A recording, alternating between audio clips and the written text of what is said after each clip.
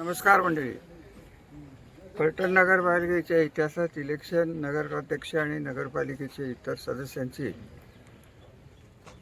पुढे जाण्याचा ही इलेक्शन काही विचित्र वळणावर येऊन पोचलेली आहे.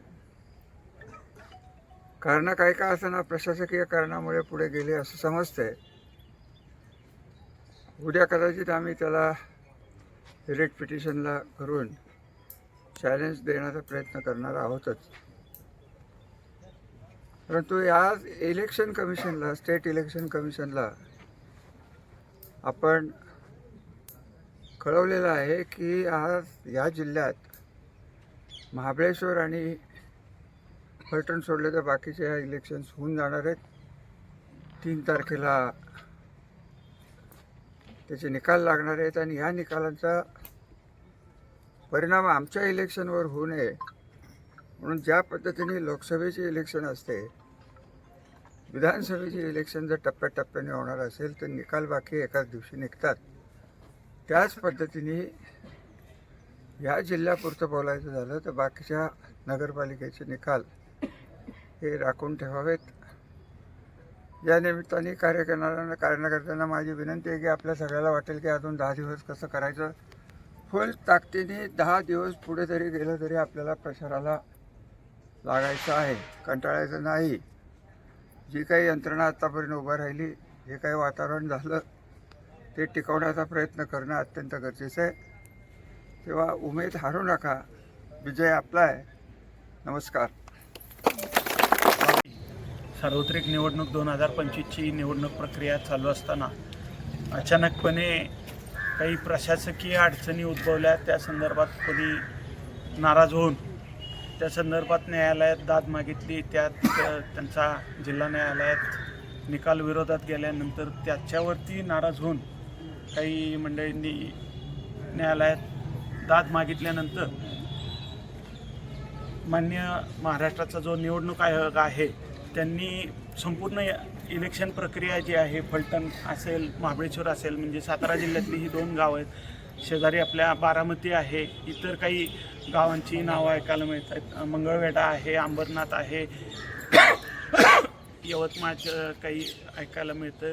तर अशा पद्धतीनं साधारण 10 नगरपालिकांमध्ये ही निवडणूक आणि नगरपंचायतींमध्ये निवडणूक प्रक्रिया जी आहे तर ती पुढं ढकलण्यात आलेली आहे असं समजतं. इन द सेन्स त्याच्या आपल्याला परिपत्रक काल ऐकायला मिळालं होतं, पाहायला मिळालं. रात्री उशिरा सर्वांना तुम्हाला आम्हाला हातात पाहायला मिळालं. ते 2 डिसेंबरला संपूर्ण राज्यात मतदान होत आहे आणि 3 डिसेंबरला मतमोजणी होणार आहे. परंतु आता या निवडणूक आयोगाच्या या प्रक्रियेमुळे ही निवडणूक आता एका टप्प्यात होत नसून 2 टप्प्यावरती ती निवडणूक गेलेली आहे. त्यामुळं आमची शासनाकडे, निवडणूक आयोगाकडे सगळ्यात महत्त्वाची मागणी अशी राहते की याकरता तुम्ही आता 20 डिसेंबरला जी आमची मतदानाची तारीख दिलेली आहे नवीन, तर तत्पूर्वी संपूर्ण महाराष्ट्रातल्या इतर ज्या काही 246 नगरपालिकांच्या आणि 42 नगरपंचायतीच्या निवडणुकांची निवडणूक प्रक्रिया होणार होती, त्यांची 3 डिसेंबरची मतमोजणीची प्रक्रिया संपूर्णपणे थांबवण्यात यावी आणि 2 डिसेंबरला मतदान झाल्यानंतर त्याही ठिकाणी ते मतमोजणी आमच्यासोबतच 21 डिसेंबरला घेण्यात यावी अशी आम्ही प्रमुख मागणी या ठिकाणी मान्य निवडणूक आयोगाकडे करत आहोत. त्यांचे प्रतिनिधी म्हणून फलटणला प्रांत अधिकारी कार्यालयावरती आज रविवारची सुट्टी असून देखील आम्ही या ठिकाणी आलेलो आहोत. त्या अधिकाऱ्यांनी आम्हाला प्रतिसाद देत माननीय नायब तहसीलदारांनी आमचं हे निवेदन स्वीकारलेलं आहे. ते वरती शासनाकडे त्या पद्धतीनं निवडणूक आयोगाकडे ते हे निवेदन देतो अशी त्यांनी आम्हाला ग्वाही दिलेली आहे. पण मला या ठिकाणी सगळ्यात महत्त्वाचा मुद्दा हाच सांगायचा आहे की 2 टप्प्यात निवडणूक होत आहे.